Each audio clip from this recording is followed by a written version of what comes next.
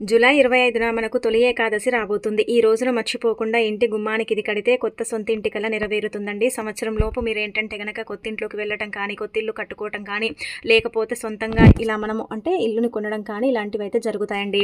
అందుకే ఏంటంటే మర్చిపోకుండా ఈ రోజున ప్రత్యేకించి మనకు శనివారం అలానే కాకుండా తొలి ఏకాదశి వస్తుంది. అంటే మనం తొలి పండగగా భావిస్తాము. ఈ పండగ తర్వాతి నుంచి మనకు అన్ని పండగలు అనేవి ప్రారంభమవుతూ ఉంటాయి. ఆషాఢ శుద్ధ ఏకాదశిని తొలి ఏకాదశి, పేలాల పండగ అలానే కాకుండా శ్రైన ఏకాదశి అని ఇలా పిలుస్తూ ఉంటారు కదా. ఇది పరమ పవిత్రమైనది, చాలా శక్తివంతమైన రోజుగా మనం పరిగణిస్తాం. కాబట్టి మనం ఏంటంటే గనక ఈ రోజు కొన్ని నియమాలు పాటించుకుంటే చాలా మంచిదండి.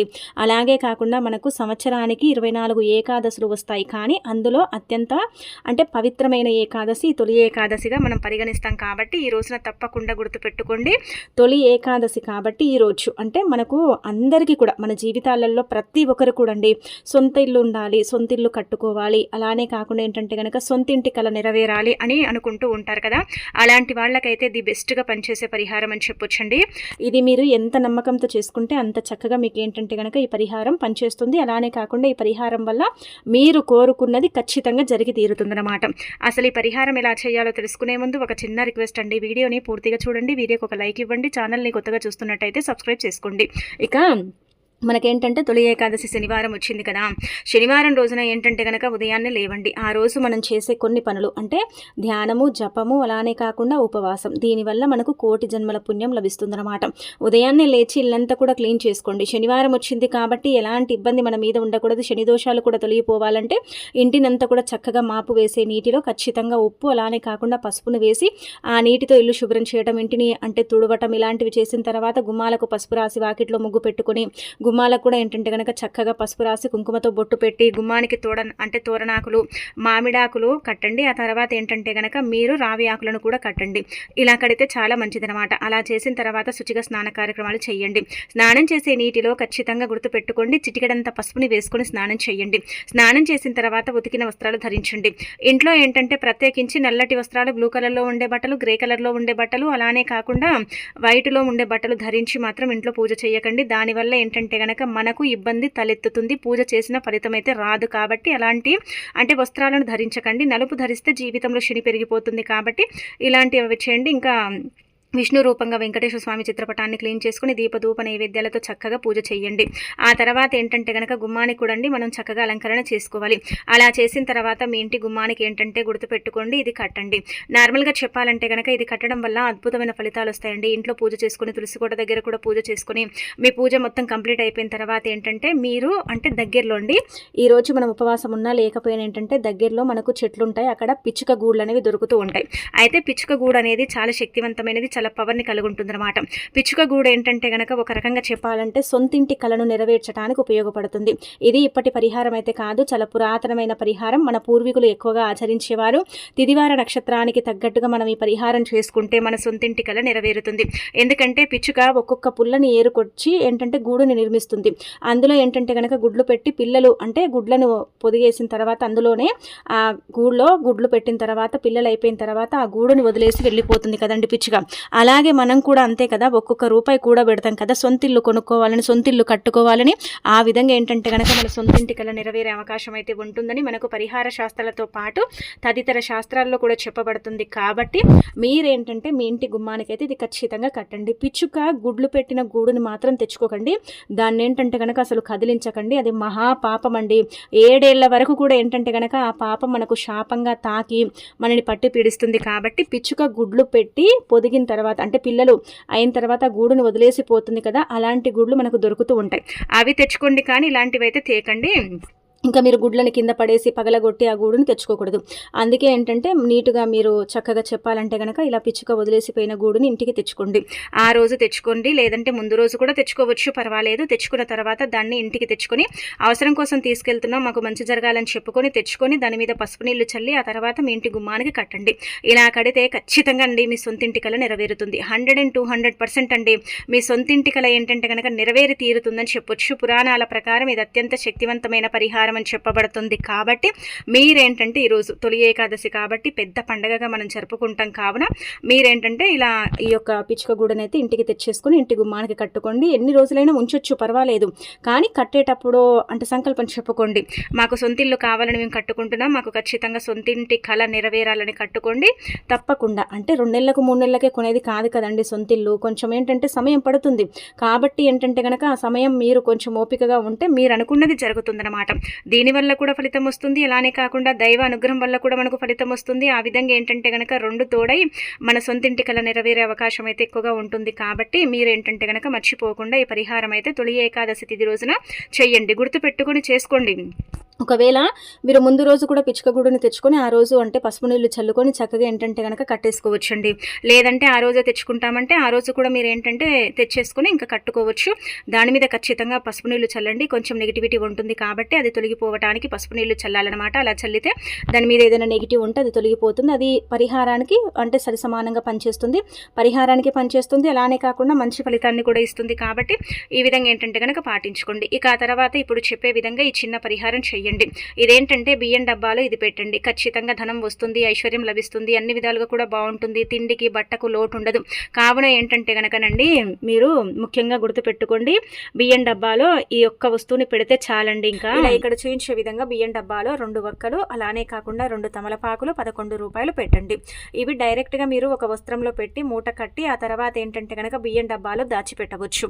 లేదంటే నార్మల్గా ఒక్కలు అంటే 11 రూపాయలు చిల్లర నాణ్యాలు, ఆ తర్వాత ఈ తమలపాకు మీద పెట్టి మీరేంటంటే కనుక మాకు తిండికి బట్టకు కొరత రాకూడదని చెప్పుకొని ఆ తర్వాత ఏంటంటే మీ ఇంటి బియ్యం డబ్బాలో పెట్టండి. లేదంటే బియ్యం బస్తాలో పెట్టండి. మీరు ఎక్కడైతే బియ్యం పెట్టుకుంటారో అక్కడ ఏంటంటే కనుక బియ్యం డబ్బాలో పెట్టేయండి. ఇంకా తర్వాత అందులో మనం డబ్బు పెట్టాం కదా, అదేం చేయండి అంటే కనుక 24 గంటలు గడిచిన తర్వాత కానీ 48 గంటలు గడిచిన తర్వాత కానీ ఆ డబ్బుని తీసి మనం పిల్లలకి ఇవ్వాలండి. అంటే మన ఇంట్లో పిల్లలున్నా లేదంటే కనుక చిన్న పిల్లలు ఉంటారు కదా వాళ్ళకి ఇవ్వాలి. పూర్వకాలంలో మన పూర్వీకులు ముఖ్యంగా చెప్పాలంటే కనుక బియ్యం డబ్బాలో పెట్టిన డబ్బు అంటే వాళ్ళు డబ్బుని దాచిపెట్టేవాళ్ళు. చిల్లర నాణ్యాలు కావచ్చు, లేదంటే కనుక ఇలా నోట్లు నార్మల్గా పెట్టకూడదండి. నోట్లు పెడితే పిల్లలకి ఇవ్వలేం కాబట్టి ఈ చిల్లర నాణ్యాలే 11 రూపాయలు కానీ 9 రూపాయలు కానీ 5 రూపాయలు కానీ అప్పుడప్పుడు పెడుతూ ఉండాలి. ఆ పెట్టిన డబ్బుని ఏంటంటే కనుక పిల్లలకు దానం చేయడం వల్ల సంపాదన పెరుగుతుంది. పిల్లలు దేవుళ్లతో సమానమని చెప్తూ ఉంటాయి పురాణాలు. కాబట్టి అలా అది భగవంతుడికి చేరినట్టే కదా, భగవంతుడి ఆశీస్సులు మనకు కలిగినట్టే. అలానే కాకుండా ఏంటంటే కనుక బియ్యం డబ్బాలో డబ్బు పెట్టాం కాబట్టి మనకు మంచి జరుగుతుందన్నమాట. ధనానికి సంబంధించిన సమస్య పోతుంది. అలానే కాకుండా మనకి ఏంటంటే కనుక తిండికి బట్టకు లోటు లేకుండా ఉండటానికి ఈ పరిహారం మీకు ఉపయోగపడుతుంది. కాబట్టి ఏకాదశి తిథి రోజున మర్చిపోకుండా చెయ్యండి. ఆ ఒక్కలు ఏంటంటే కనుక మనమండి 3 నెలలు గడిచిన తర్వాత ఒకవేళ తమలపాకులు వాడిపోయిన ఎండిపోయిన తీసేసి చెట్టు మొదట్లో వేయండి. కొత్త తమలపాకులను పెట్టండి. అందులో తప్పనిసరిగా 11 రూపాయలు పెడుతూ ఉండండి. అంటే తీస్తూ ఉండాలి, మళ్ళీ ఆ 11 రూపాయలు పెడుతూ ఉండాలి. అంటే తీయడం వేయడం చేస్తే మంచిది. ఒక్కలు అలాగే ఉంచేయండి, ఏం పర్వాలేదు. ఒక్కలు ఉంటే ఇంకా మంచిది. అలానే తమలపాకులు కూడా అలాగే పెట్టేసి వదిలేస్తే సరిపోతుందన్నమాట. ఈ విధంగా ఏంటంటే కనుక ఈ చిన్న పరిహారం అనేది చేసుకోండి. మీకు అద్భుతమైన ఫలితాలు అయితే వస్తాయి. మీ జీవితం మారిపోయి మీరు పట్టిందల్లా బంగారం అవుతుంది. ఎలాంటి ఇబ్బందులు అనేవి ఉండవు. ఇది 100% పనిచేసే పరిహారం అని చెప్పొచ్చు. ఆ తర్వాత ఏకాదశి తిథి రోజున ఆవుని ఈ విధంగా పూజించండి. మన జీవితంలో మనకు పెద్ద పెద్ద కోరికలు ఉంటూ ఉంటాయి. కోరికలు తీరనే తీరవు. అంటే భగవంతుడు మన కోరిక తీర్చడాన్ని మనం బాధపడుతూ ఉంటాం కదండి. మన కోరిక తీరితే బాగుండు, మన కోరికలు అసలు తీరనే తీరవు, ఎందుకు మేము ఏదైనా కోరుకుంటే జరగదు, మేము ఏదైనా అనుకుంటే జరగదు, మాకు ఈ కోరికలు తీరితే బాగుండు, మా లైఫ్ కూడా అంటే ముందుకు వెళ్ళు అన్నట్టుగా కొంతమంది భావించుకుంటూ ఉంటారు కదా. అయితే అలాంటి వాళ్ళు ఏంటంటే కనుక ఏకాదశి తిథి రోజున ఆవుకి ఇది పెట్టండి. ఆవులో 33 కోట్ల మంది దేవతలు కొలువు తీరి ఉంటారండి. అంటే ఆవులో ఉంటారు, సమస్త దేవతలు కొలువు తీరుతారు ఆవులో. కాబట్టి ఆవులో ఒక్కొక్క భాగంలో ఒక్కొక్క దేవతామూర్తి. నిజం చెప్పాలంటే కనుక ఒక్కొక్క భాగంలో ఒక్కొక్క దేవతామూర్తి కొలువు తీరుతారు. కాబట్టి ఆవు చుట్టూ ప్రదక్షిణలు చేసిన, ఆవుని తాకిన, ఆవు పాదాలను తాకిన, ఆవుకు నమస్కారం చేసిన, ఆవు తోక భాగాన తాకిన, ఆవు నుజ్జి భాగాన తాకిన మనకు విపరీతమైన అదృష్టం పడుతుంది. అంటే తోక భాగాన తాకితే రోగాలు పోతాయి, ముందు భాగాన నుజ్జి భాగాన తాకితే ధనద్వారాలు తెచ్చుకుంటాయి. అలా ఏంటంటే కనుక ఫలితాలు ఉంటాయి. కాబట్టి మీరేంటంటే ముఖ్యంగా గుర్తుపెట్టుకోండి, ఆవుకు నమస్కారం చేసుకోవటం, ఆవుని తాకటం ఇలాంటివి చేసిన తర్వాత ఆవు దగ్గరికి వెళ్ళిన ఆవు మీ ఇంటికే వచ్చినా పర్వాలేదండి. ఒక తమలపాకుని తీసుకోండి. దాంట్లో ఏంటంటే కనుక ఎర్రపప్పు ఉంటుంది కదా, మనందరికీ తెలిసిందే కదా. ఆ ఎర్రపప్పు 1 స్పూను, చిన్న బెల్లం ముక్కను పెట్టి అదేంటంటే కనుక ఆవుకు పెట్టండి. అలా పెట్టేటప్పుడు మీరు తప్పకుండా మీ బలమైన కోరిక కోరుకోండి. ఏ కోరికైనా పర్వాలేదు. చిన్నదా, పెద్దదా పక్కన పెడితే మీ కోరికలున్నాయి కదా! అవి తీరాలి కదా! ఆ కోరికను ఏంటంటే గనక కోరుకోండి. అలా కోరుకొని ఏంటంటే గనక ఆవుకి ఇది పెట్టేయండి సరిపోతుంది. చూడండి తప్పకుండా మార్పొస్తుందండి. అంటే కోరిక తీరుతుంది. 7 రోజుల్లో కానీ, 11 రోజుల్లో కానీ, 41 రోజుల్లో కానీ, 3 నెలలు తిరిగే లోపు కానీ మీ కోరిక అనేది తీరుతుంది. కానీ కొంచెం సమయం అయితే పడుతుంది. వెంటనే ఏది కూడా ఫలితం రాదు కదండీ! అందుకే కొంచెం ఓపికతో ఏంటంటే గనక చేసేసుకోండి. తప్పకుండా మార్పులను మీరే మీ కళ్ళతో చూస్తారనమాట. ఆవుకి ఈరోజు పాలకూర, తోటకూర, పచ్చగడ్డి ఇలా ఏదైనా సరే పెట్టొచ్చు. కానీ ముఖ్యంగా కోరికలు తీరాలనుకునేవారు మాత్రం బెల్లము, ఎర్రపప్పు, తమలపాకులో పెట్టొచ్చు. అలానే కాకుండా ఏంటంటే కనుక ఈ విధంగా పెట్టడం వల్ల మనకు అద్భుతాలు జరిగే అవకాశాలు ఉంటాయని పురాణ గ్రంథాల్లో చెప్పబడుతుంది. పెట్టేటప్పుడు ఖచ్చితంగా సంకల్పం చెప్పుకొని పెట్టుకోండి. ఆ విధంగా ఏంటంటే కనుక మీరు ఇంకా రిజల్ట్ని అయితే ఎక్కువగా పొందుతారండి. అందుకే ఆవును ఏంటంటే కనుక ఈ విధంగా పూజించండి. ఆవుని పూజించేటప్పుడు తప్పకుండా నుదిటి భాగాన తాకితే ధన ద్వారాలు తెచ్చుకొని ధనం సంపాదన తగ్గిపోతుంది, సంపాదన పెరగదు కదా! అలాంటి వాళ్ళకి ఏంటంటే సంపాదన పెరిగే అవకాశం అయితే ఉంటుందన్నమాట. అందుకే ఇలా ఈ చిన్న చిన్న నియమాలు పాటించుకుంటూ చక్కగా ఈ 2 పరిహారాలు, ఒకటి బియ్యం డబ్బాలో ఏంటంటే గనక డబ్బుని పెట్టడం, రెండోది వచ్చేసి ఏంటంటే గనక ఆవుకు ఆహారం పెట్టడం చేస్తే చాలా అద్భుతమైన ఫలితం వస్తుందండి. మీ లైఫ్ అనేది చేంజ్ అవుతుంది. మీకేంటంటే గనక మంచి చేకూరటానికి కూడా అవకాశం ఉంటుందని చెప్పొచ్చు. ఆ తర్వాత ఏకాదశి తిథి రోజున ముఖ్యంగా మీరు ఏంటంటే చేయాల్సింది అయితే ఈ రోజున ఏంటంటే ఏకాదశి తిథి రోజున ఈ 2 వస్తువులను మీ ఇంటికి తెచ్చుకోండి. ఈ 2 వస్తువుల వల్ల మీకు విపరీతంగా అదృష్టం పడుతుందండి. ఈ 2 వస్తువుల వల్ల ఏంటంటే గనక మీ లైఫ్ అనేది చేంజ్ అవుతుందన్నమాట. అందుకే మీరు ఈ 2 వస్తువులను అయితే ఇంటికి తెచ్చుకోండి. ఈ వస్తువుల వల్ల ఏంటంటే గనక మీకు మంచి జరగటంతో పాటు మీ దురదృష్టం ఉంటుంది కదా, అది తొలగిపోతుంది. ఈ వస్తువులు మంగళకరమైనది, పవిత్రమైనవి, అలానే చాలా పవర్ని కలిగి ఉంటాయి. కాబట్టి ఈ వస్తువులను అయితే మీ ఇంటికి తెచ్చుకోండి. మనం ఏంటంటే ఈ రోజండి ఇంట్లో పూజ చేసుకున్న తర్వాత పచ్చకర్పూరంతో హారతి ఇస్తే చాలా మంచిదనమాట. వెంకటేశ్వర స్వామి యొక్క అనుగ్రహం కలుగుతుంది. అలానే కాకుండా మనకు మంచి కూడా జరుగుతుంది. కాబట్టి మీరు పచ్చకర్పూరంతో హారతి ఇవ్వండి. ఇంకా మీరు పూజ చేసే ముందు ఏంటంటే గనక చిటికెడంతా కర్పూరం ఉంటుంది కదా, అది తీసుకొని పూజ గదిలో పెట్టుకొని పూజించి ఆ తర్వాత దాన్ని తీసి పర్సులో కానీ జేబుల్లో కానీ పెట్టుకోండి. ఇలా చేయటం వల్ల ఏంటంటే ధన సమస్య ఉంటుంది కదా, దాని నుంచి మనకు విముక్తి కలుగుతుంది.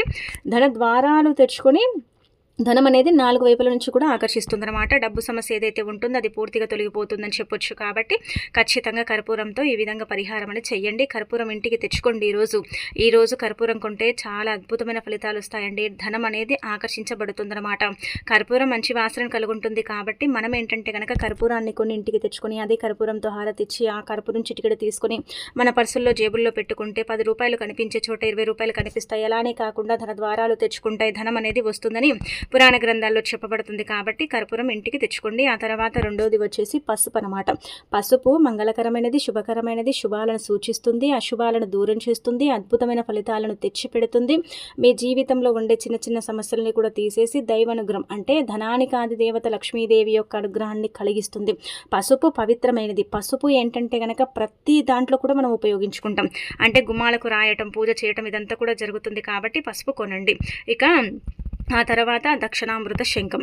ఈ శంఖాన్ని కొని ఇంటికి తెచ్చుకుంటే కూడా అదృష్టం మీ వెంటే ఉంటుందండి. అదృష్టం మీ తలుపు తడుతుందన్నమాట. విపరీతమైన అదృష్టం అనేది మీ వెంట ఉండాలంటే ఖచ్చితంగా ఈ తొలి ఏకాదశి రోజు ఒక దక్షిణామృత శంఖాన్ని కొని ఇంటికి తెచ్చుకోండి. లేదు మా ఇంట్లో ఉందంటే దాన్ని శుభ్రం చేసేసుకొని పూజలో పెట్టుకొని పూజించుకోండి, సరిపోతుంది. ఆ విధంగా కూడా ఫలితాలు వస్తాయి. ఇంకా ఈరోజు యాలకులు కొనొచ్చు. అలానే కాకుండా చెప్పాలంటే కనుక ముఖ్యంగా లక్ష్మీదేవికి సంబంధించిన వస్తువులు కూడా మనం కొనొచ్చు. గబలు కావచ్చు, తామర పూసలు కావచ్చు, గోమతి చక్రాలు కావచ్చు, గోబొమ్మను కావచ్చు, ఇలా మనము అంటే గురువింద గింజల్ని కావచ్చు కొంటే చాలా మంచిది. అలానే కాకుండా ఏంటంటే కనుక ఇక అత్తర్ని కొంటే కూడా చాలా మంచిదండి. అత్తర్ ఏంటంటే కనుక మంచి వాసన కలిగి ఉంటుంది. కాబట్టి అత్తర్ని ఎవరైతే కొని ఇంటికి తెచ్చుకుంటారో వాళ్ళ ఇంట్లో లక్ష్మీదేవి కొలువు తీరుతుంది. అది కూడా డబ్బుల మూటతో మీ ఇంట్లో అడుగు పెడుతుంది అనమాట. అత్తర్ అనేది 20 రూపాయలు 30 రూపాయలు పెడితే దొరుకుతుందండి. ఎక్కడైనా అత్తర్ లభిస్తుంది అనమాట. అది తెచ్చుకున్న తర్వాత నీళ్ళల్లో అంటే గాజు గ్లాసులో నీళ్ళని తీసుకుని అందులో 2 చుక్కలు కలపండి అత్తర్ని. అది 2 చుక్కలైనా మస్తు వాసన వస్తుంది అనమాట. అంటే చాలా వాసన వస్తుంది. అలా కలిపిన తర్వాత ఆ నీటిని ఏంటంటే ఇంట్లో చల్లండి, ఇంటి చుట్టూ చల్లండి, ఇంట్లో చిలకరించండి. తలుపుల పైన ఇలా చల్లితే ఇల్లంతా కూడా మంచి వాసనతో నిండిపోతుంది అనమాట.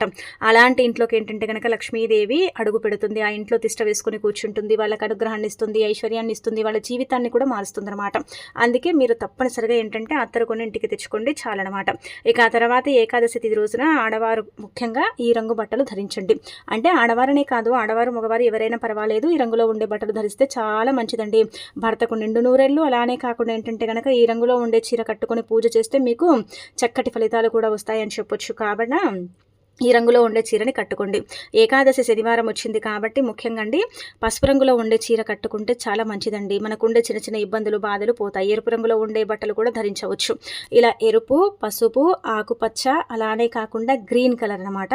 ఇలా అంటే ఆకుపచ్చ, గ్రీన్ 2 ఇంకా మనము ఏదైనా సరే లైట్‌గా ఉండేవి కూడా వేసుకోవచ్చు అనమాట. అందుకే ఈ 3 కలర్లు, ఆరెంజ్ కూడా ధరించవచ్చు. అలానే కాకుండా మనము ధరించకూడనివి పర్టికర్లీ ఈ రోజుగా ఏంటంటే గనక ముఖ్యంగా గుర్తుపెట్టుకొని ధరించకూడని రంగు బట్టలండి. అంటే ఆడవారు, మగవారు ఎవరైనా పర్వాలేదండి. నల్లటి వస్త్రాలు ధరించకూడదు. నలుపు అంటే శనికి సంకేతం కాబట్టి శనివారం రోజు ఏకాదశి వచ్చింది కాబట్టి దానివల్ల మనకి ఇబ్బందులు కలుగుతాయి. రెండోది వచ్చేసి బ్లూ కలర్, గ్రే కలర్ అలానే కాకుండా ఇలాంటి బట్టలు కూడా ధరించకండి. వైట్ కూడా ధరించకండి. దానివల్ల కూడా చెడు జరిగే అవకాశం ఉంటుంది కాబట్టి దాన్ని కూడా అవాయిడ్ చేసేయండి, సరిపోతుందన్నమాట. ఎరుపు, గ్రీను అలానే కాకుండా ఇంకా మనము ఆరెంజ్ లాంటివి ఏవైనా సరే ధరించి పూజ చేస్తే చాలా మంచిదనమాట.